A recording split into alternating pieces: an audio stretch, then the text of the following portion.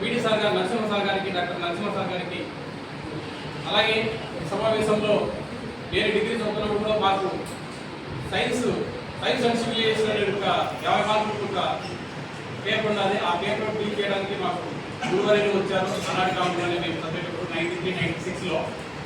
మరి కెమిస్ట్రీ అధ్యాపకులు Shri JV Ramana sir గారికి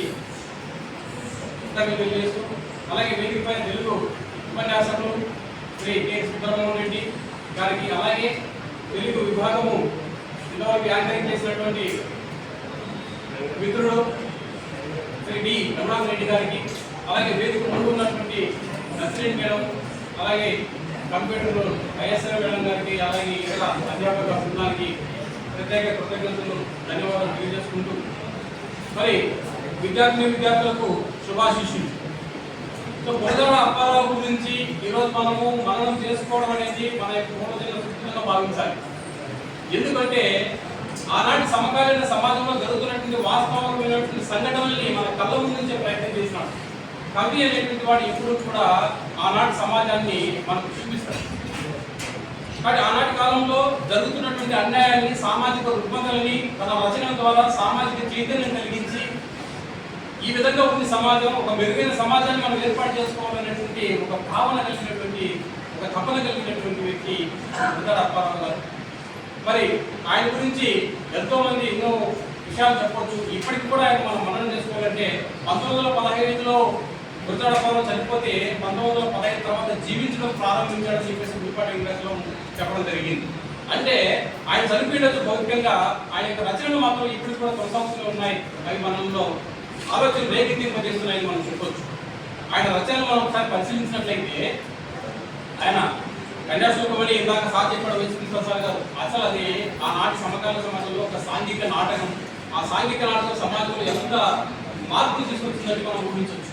అలాగే కొత్తబొమ్మ పూర్ణమ్మ కానీ, కన్యక కానీ, విటిల్లా కానీ, లంగరిత్తుము, జించులంగరు, ఇలా అనేకమైనటువంటి కావ్యాలు రాశాడు. ఆనాటి కాలంలో తెలుగు కథ కూడా చాల్సింది కూడా ఆయనే. తెలుగు సాహిత్యంలో కథనిగా ఇచ్చినటువంటి వ్యక్తి కూడా గురజాడ. ఎందుకంటే 1910లో దిద్దుబాటు అనేటువంటి కథ కూడా రాశాడని. ఆ దిద్దుబాటు అనే సమాజంలో దిద్దుబాటుగా మారింది. ఆనాటి సమకాలీన సమాజంలో ఏంది అంటే చిన్నపిల్లలకు పెళ్లిళ్ళు చేయడం, ఇది ఒక సామాజిక రుగ్మత. దీనిని నాశనం చేయాలనుకున్నాడు. ఎందుకంటే కన్యాశుల్కం ఈ పదంలోనే మనకు ఒక విధమైనటువంటి భావం. కన్యాశుల్కంలో అంటే అమ్మాయికి డబ్బులు ఇచ్చి పెళ్లి చేసుకోవడం, అది వాడు వాడికి వయసు ఎంత ముసలోడు చివరికి నేను వస్తాడనే వాడు కూడా వాళ్ళ దగ్గర డబ్బులు ఉంటే అమ్మాయిని పెళ్లి చేసుకోవడం, అటువంటి హక్కు ఉంది ఆనాటి కాలంలో.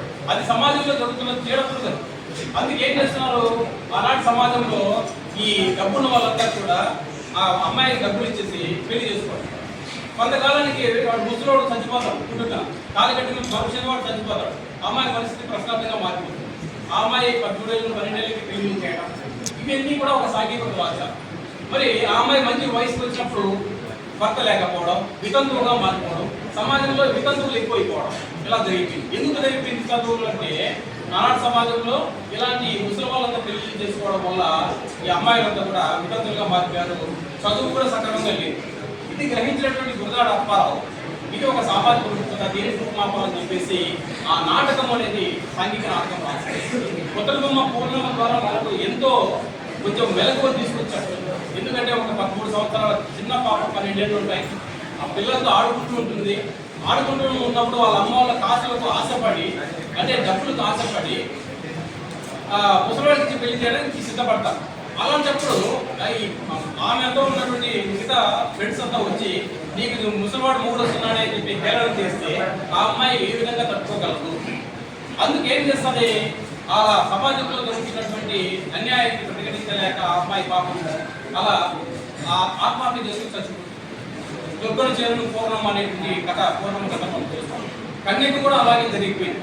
ఒక అహంకారంతో కలిగినటువంటి రాజు ఒక వైశ్య కుటుంబానికి చెందినటువంటి ఒక కన్యకను వాడు ఆమెను చెరపట్టడానికి ప్రయత్నిస్తాడు. ఒక మతం, ఒక రాజు అనేటువంటి గర్వం, నేను ఏ ఆడదనైనా పట్టుకుంటాను, నాకు ఆ హక్కు ఉందనడం సమాజంలో తప్పు.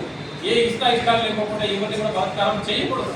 అది నేరం అని తెలిసినప్పటికీ కూడా రాజు నేను రాజు కాబట్టి నేను నీ చేరపడతా అంటే ఆమె అగ్నికి ఆమె చనిపోతుంది కన్యక. చూడండి ఆనాటి కాలంలో జరుగుతున్నటువంటి అన్యాయం ఇది కూడా. వీటిని ఏకీకరించడానికి తెలియజేయడానికి ఈ కన్యక కుటుంబం ముత్యాల సరాలైన కొత్త ఛందస్సులు రాశారు. అలాగే ఇంకా ఎన్నో ఈ గ్రాంధిక భాష వస్తుంటే ఆ గ్రాంధిక భాషను రూపుమాపడానికి వ్యవహారిక భాషను తీసుకొచ్చాడు. ఇటుకు రామమూర్తి పంతులతో కలిసి వ్యవహారిక భాష ఉద్యమానికి నాటి చెప్తాడు. సరళమైనటువంటి భాషను వచన రచనను అందరూ ఎక్కించినటువంటి ఘనత ఒక గురజాడ అప్పారావు జరిగింది. ఆయన చెప్పినటువంటి ఒక్కటే ఒక మాట, ఆధునిక మహిళ చరిత్ర తిరగరాస్తుందని చెప్పేసి చెప్పాడు ఆనాటి కాలంలో. ఒక 100 సంవత్సరాల ముందు మనం ఊహించగలిగామంటే మనం అర్థం చేసుకున్నాం. కాబట్టి ఆనాడు ఏ విధంగా ఉంది మహిళ ఒక భోగ వస్తువుగా చూశారు కానీ పురుషుడితో సమానంగా చూడలేదు. అందుకు పురుషుడితో ఏవైతే హక్కులు ఉన్నాయో స్త్రీ కూడా అదే హక్కులు రావాలని చెప్పేసి భావించి ఆ మార్పు తీసుకొచ్చారు. ఇప్పుడు చూడండి ఈనాటి కాలంలో భవిష్యత్తులో ఏ రంగంలోనైనా కూడా ఇప్పుడు స్త్రీలు అనేవాళ్ళు అన్ని రంగాల్లో ఉన్నారు.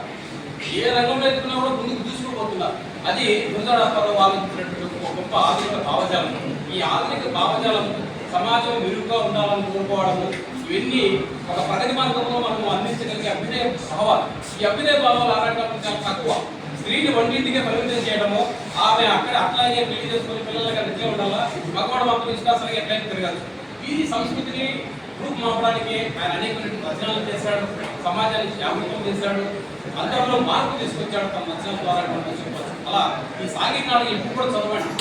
ఆనాటి కాలంలో సాంఘిక నాటకంలో ఈ నాటకంలో పాత్రలు మీరు చూసినట్లయితే దుర్గాంధాలు కానీ కర్కట శాస్త్రి కానీ ఏమి